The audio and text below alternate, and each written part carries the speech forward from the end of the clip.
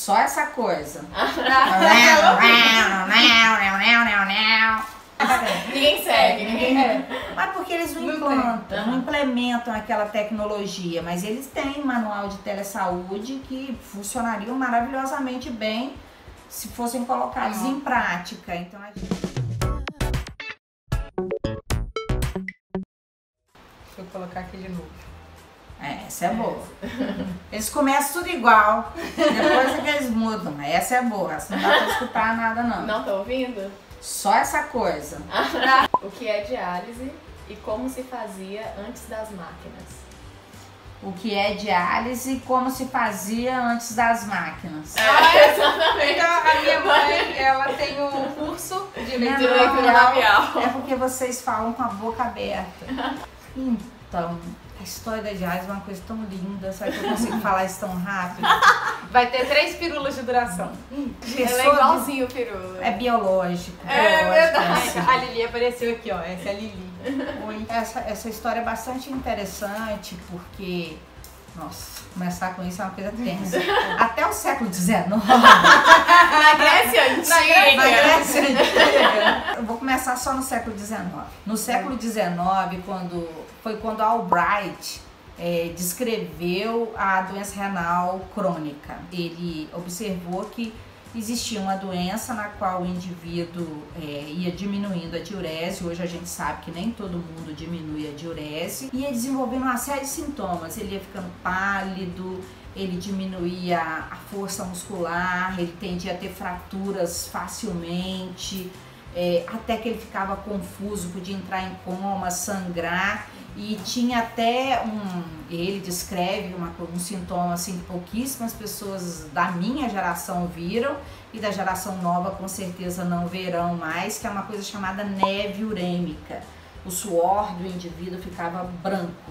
Nossa! É uma coisa bem assim, terrível mesmo. É como se fora quem já viu um cavalo suado quando você Nossa, tá... eu nunca vi um cavalo suado. Vocês são muito urbanas. Se não ver um cavalo galopando e ficando suado, é aquela coisa branca, que o suor tem muito sal, e aí ele suava aquilo e morria. Quando ele dissecava esses corpos, ele descobria sempre uma coisa em comum: eles tinham os rins muito pequenos. Aí ele descreveu que essa doença era chamada de doença de Albright e se devia a um problema nos rins. Então a primeira ideia que se teve não foi diálise nem nada disso. A primeira ideia que se teve foi, bem, se tem um problema nos rins, e se a gente colocasse um rim nesse indivíduo? Aí resolveu-se pegar rins de indivíduos saudáveis. A princípio colocar anastomosa aqui na perna, que não vai aparecer. Só que a essa época não se conhecia nada de imunidade, nem de tipo sanguíneo. Nossa, aí você anastomosava, quer dizer,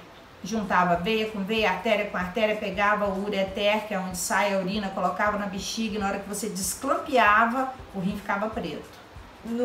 Aí ninguém entendia porque que o rim necrosava, porque mas tinha, era assim, quase imediato, rejeição. Teve assim um relato de um rim que durou um dia, mas a maioria era rejeição hiperaguda, porque ninguém conhecia imunologia. Aí eles acharam, essa ideia não vai dar certo. Que aí nesse inteirinho descobriu-se uma série de coisas, por exemplo, que dentro do rim existia uma estrutura que a gente chama de néfron, que a primeira porção dela é denominada glomérulo. Ele filtrava o sangue e aí depois passa por várias mangueirinhas, digamos assim, um túbulo proximal, aí tem uma alça que desce, que é o ramo descendente fino da alça de Henle, depois tem essa alça sobe, é o ramo ascendente espesso da alça de Henle, depois eu tenho o túbulo contornado distal, depois eu tenho o ducto coletor. Cada pedacinho disso tem uma função diferente. O glomérulo, para você ter uma ideia, nós temos milhões de glomérulos e começamos e perdemos glomérulos todos os dias, principalmente depois dos 40 anos.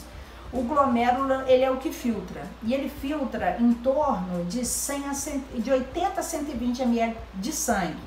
Imagina se você filtrar 80 a 120 ml de sangue e tirar dali a impureza. Se você jogar aquilo tudo fora, a criatura vai embora.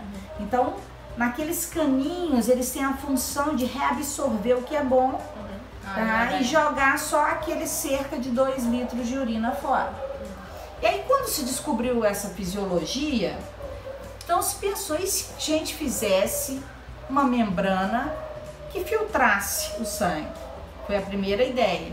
E a primeira ideia foi tão simplória quanto um papel celofane cozido numa panela de pressão para ele ficar esterilizado e colocado em um grande tambor que era chamado tambor de Kolff, porque foi Willem Kolff na Holanda que fez.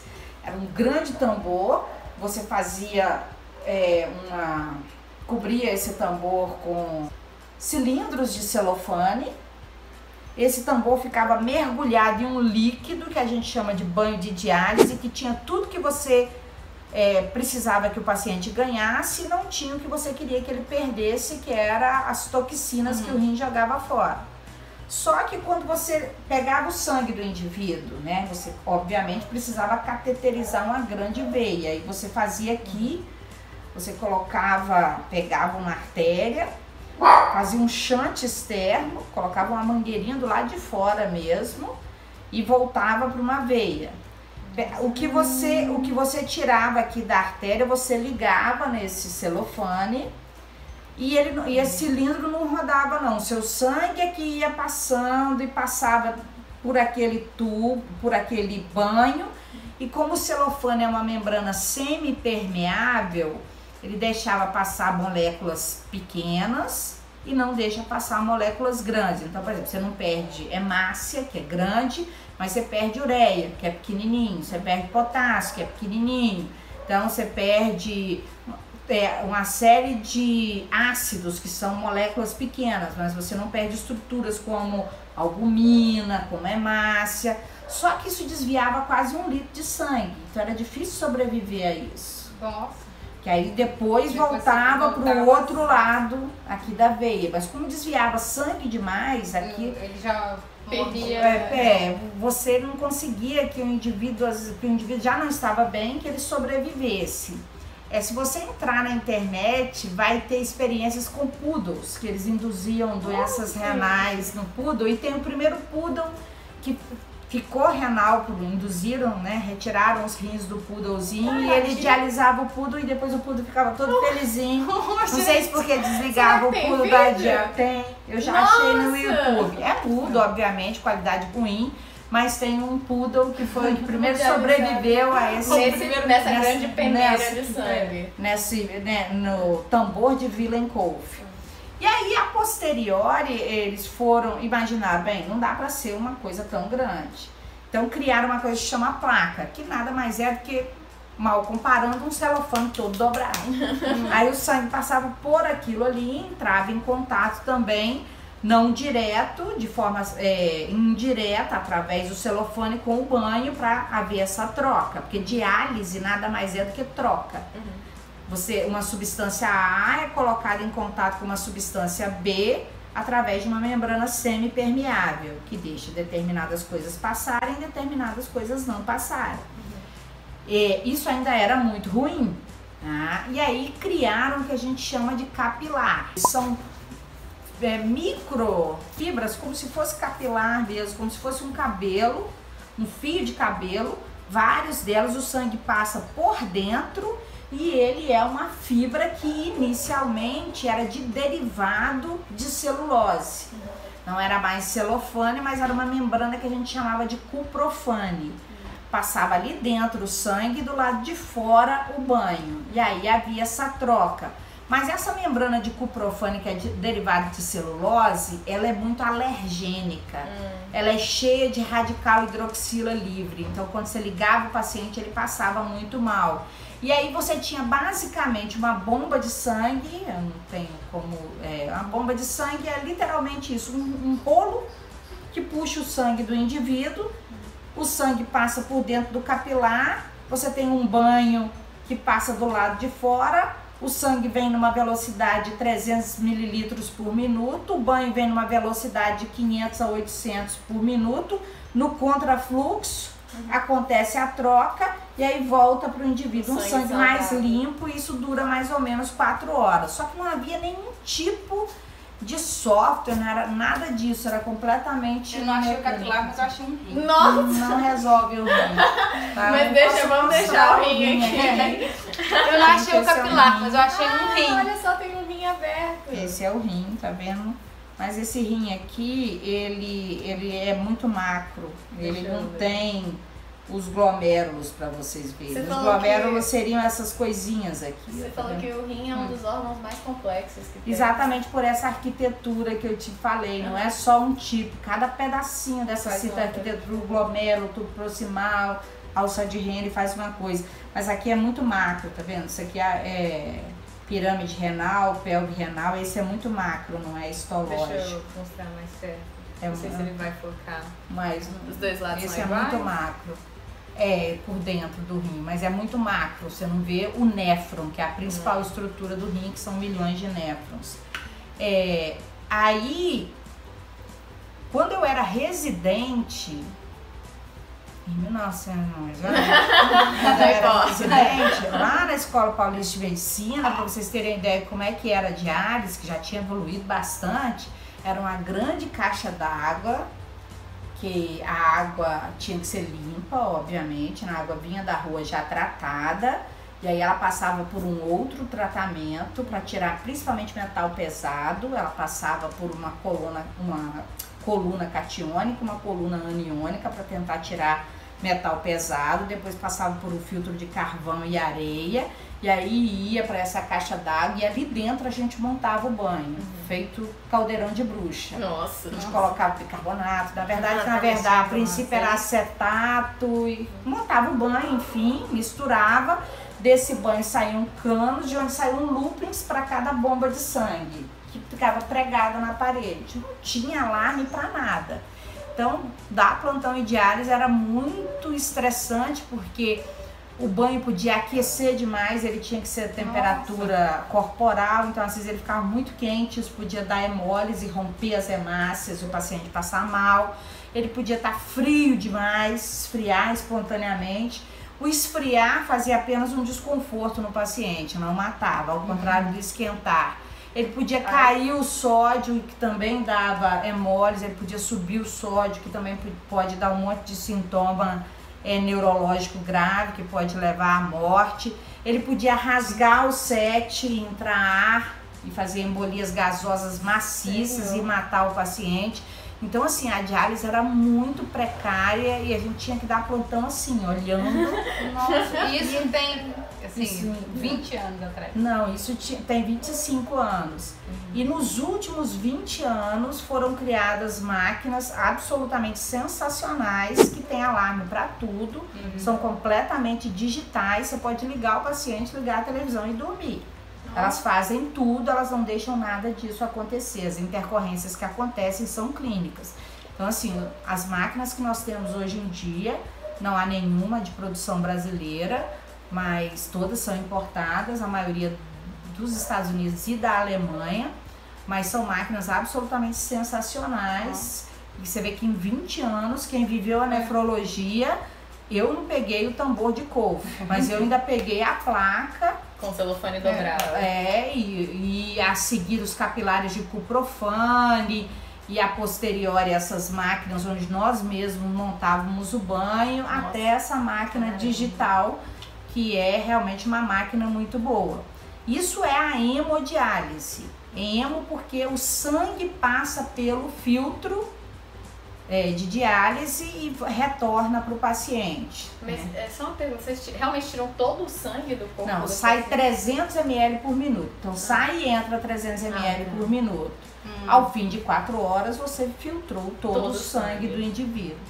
Mas existe um outro tipo de diálise que é muito, muito, muito interessante, porque observaram que o peritônio, que é uma membrana que reveste alguns órgãos intraabdominais, faz um saco hermeticamente fechado, menos em mulheres, porque a trompa entra aqui, mas é um saco hermeticamente fechado. O peritônio é uma membrana semipermeável. E aí tiveram a ideia de por que não tentar usar o peritônio, que é uma membrana natural, como um dialisador. E aí inventaram a diálise peritoneal, que é uma diálise muito interessante, que eu trabalho principalmente com diálise peritoneal. Ela é feita por cerca de 10% dos pacientes com doença renal crônica dialítica no mundo. Hoje em dia nós também temos máquinas para ela, mas você faz em casa. Essa era uma das perguntas. Você assiste diálise caseira. Você faz em casa, qualquer um aprende. É mais fácil que mexer no micro-ondas, é mais fácil que mexer num controle de verdade. A máquina também, existem algumas outras, mas basicamente os dois grandes produtores são a Alemanha e Estados Unidos, apesar de existir algumas máquinas suecas e tudo, as melhores são as alemãs e as americanas. São muito caras? O SUS fornece agora, como comodato. O SUS fornece, enquanto o paciente vive, a máquina está lá com ele. Ele precisa apenas de um lugar limpo e seco, o que pode ser uma grande dificuldade para o paciente. Não pode ser um lugar que enche d'água, que tenha enchente, esse tipo de coisa. O lugar tem que ser limpo e seco, clean. Isso é uma barreira que eu estava conversando até com uma arquiteta sua amiga, que nós estávamos pensando em fazer um trabalho social com relação a isso, para aumentar o número de pacientes que faz diálise em casa. Porque a filosofia é a mesma, você coloca o líquido ali dentro, você espera um tempo para ocorrer por osmose, difusão, que todo mundo conhece, convecção, que todo mundo conhece do ensino médio, né? Não precisa explicar isso pra ninguém, né? Que você não conhece. Você lembra quem acabou de fazer o Enem? Se não conhece osmose e difusão, vocês podem voltar a estudar, porque química é importante. Eu gosto daquele meme que fala, mas eu vou ter que estudar biologia. Tem, pra depois não ficar falando, vamos matar os macacos todos porque tem febre amarela. Então, nós temos que estudar. Então, essas forças simples é que fazem a troca. Aí a máquina tanto infunde, você pode fazer isso manualmente. Você infunde, espera um tempo, depois você drena. Tá? Mas a máquina já faz isso. Ela cria um vácuo e drena. Drena por qualquer ralo de pia. Tá? É um lixo limpo, não tem nada ali, é estéril. Então, ela drena aquilo, infunde novamente, deixa um tempo e faz isso a noite inteira, enquanto o indivíduo está dormindo. Mas ele precisa colocar um catéter, né? Ele fica com um catéterzinho pendurado aqui. E como na hemodiálise, ele tem que fazer uma pequena cirurgia que é anastomosa, ou seja, junta uma veia com uma artéria. Eu não sei o quanto isso fica complexo para o indivíduo entender, para aumentar o calibre, para aumentar a pressão, para que você consiga funcionar aquilo ali, para ter sangue suficiente para poder ir para a máquina. Aqui você tem que deixar, é um caninho de silicone. Às vezes as pessoas ficam envergonhadas de andar com aquilo. Aumenta muito a qualidade de vida do paciente. Aumenta porque ele pode ir para onde ele quiser. Eu tenho uma paciente, eu tenho posts dela no Facebook, mas ela não deixa, não sei se ela não se importaria de mostrar, mas eu não tenho nenhuma autorização para isso. Ela vai na praia de boa. Mas sempre tem um speed pork que fala, ela tem um rabo. Sua mãe também tem. Mas ela vai de boa, ela não se importa. Como pessoas colostomizadas também podem ir, dependendo da bolsa que o indivíduo usar. Mas speed pork tem no mundo inteiro, então, e tem tudo quanto é lugar. A pessoa vai falar idiotice, você só tem que não ouvir a idiotice, né? E o que melhora a qualidade de vida é que você pode viajar. Eu tenho um paciente que, como eu atendo SUS, os meus pacientes não são os pacientes do Albert Einstein, assim, que vão para Paris. Mas esse paciente vai, ele mora aqui no NEL e ele vai para Paris. Ele foi para Tromsø, na Noruega, ver a aurora boreal. Ai, gente, eu quero! Fazendo diálise peritoneal, é a única desafio. Você consegue levar a máquina? As empresas de avião, elas deixam levar a máquina sem precisar despachar. E a empresa de diálise, ela entrega as bolsas aonde você for, desde que você faça isso com antecedência.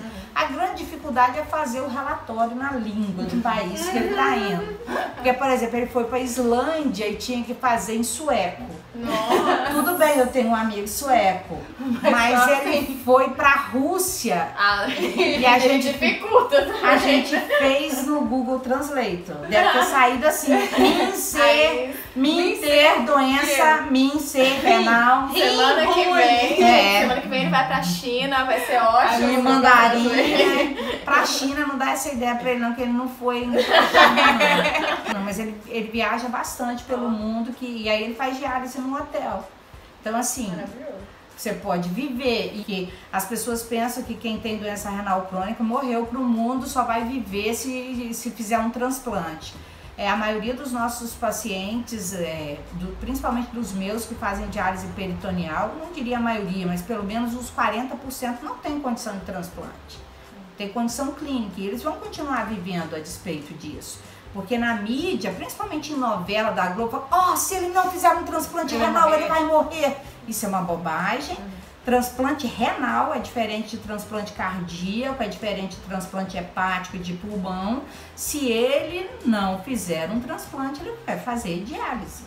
São tipos de tratamento para uma mesma doença, cada um com prós e contras.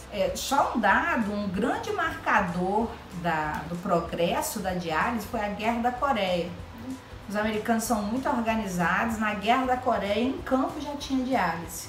Porque eles fazem muita insuficiência renal aguda, por causa de esmagamento, né, de músculo, que aí sai mioglobina que é tóxica, aí precisava de diálise, eles morriam por falta de diálise no campo, eram pessoas jovens, né, e aí eles montaram um campo de uma tenda lá que tinha diálise já na Guerra da Coreia. Mas só um dado, na África subsaariana tem diálise em apenas 4 países. Então, até hoje não tem diálise nos outros países. Hemodiálise, que é essa que a gente faz com a água, na máquina, toda moderna, ela precisa de água tratada. A maioria não tem água tratada, não tem condição. A diálise peritoneal, que já vem o líquido dentro de sacos hermeticamente fechados, poderia ir para esses lugares, de repente até construir empresas ali que produzissem isso. Mas as guerras constantes, os ditadores e os etc. Quanto mais o indivíduo vive, mais as doenças crônico-degenerativas vão existir e não tem como você ignorá-las, né? Dizer, não, você vai morrer porque isso aí fica muito caro, então é melhor você morrer, você já não é mais uma pessoa produtiva. Não dá para você ter esse raciocínio hitleriano, então você tem que tratar desse indivíduo também. E cada vez mais a gente precisa de diálise, cada vez mais isso vai acontecer e pode acontecer com qualquer um de nós. Principalmente quem é diabético, quem é hipertenso e quem tem alguém com doença renal crônica na família. Essas pessoas sempre têm que fazer triagem para saber como está a sua função renal. Então assim, tem paciente, tem gente que não tem nada e que a vida dele já acabou. Então isso depende muito mais de uma coisa que a gente chama senso de coerência ou da sua personalidade do que da sua doença. Eles sofrem muito, não é uma vida boa, não estou falando que é uma vida boa. Você tem que fazer uma dieta muito tensa, uma dieta na qual você tem que beber pouco líquido e não comer uma série de coisas. Não é fácil a vida deles, mas também não é um calvário. Se você tem que, às vezes, ser um pouco poliana e olhar o lado bom, né? O copo não tá meio vazio, tá meio cheio, né? Você tá ali, o que você vai fazer? O indivíduo não é a doença dele. Eu acho que ficou maravilhoso. Eu também. Eu ainda tinha mais 3 perguntas, mas nem precisa. Então, fica a dica, gente. Acompanhe o seu xixi. Acompanhe seu xixi. Peça creatinina. Hipócrates já sabia que uma urina que espuma muito significa que essa pessoa está... Se o indivíduo é velho e a urina espuma muito, tem alguma coisa errada com esse indivíduo, ele vai morrer. Hipócrates. Hipócrates não sabia que era o rim, mas ele era um gênio. Alguma coisa. Tinha um trem ruim naquela história e ele já sabia que era... Gente, eu quero...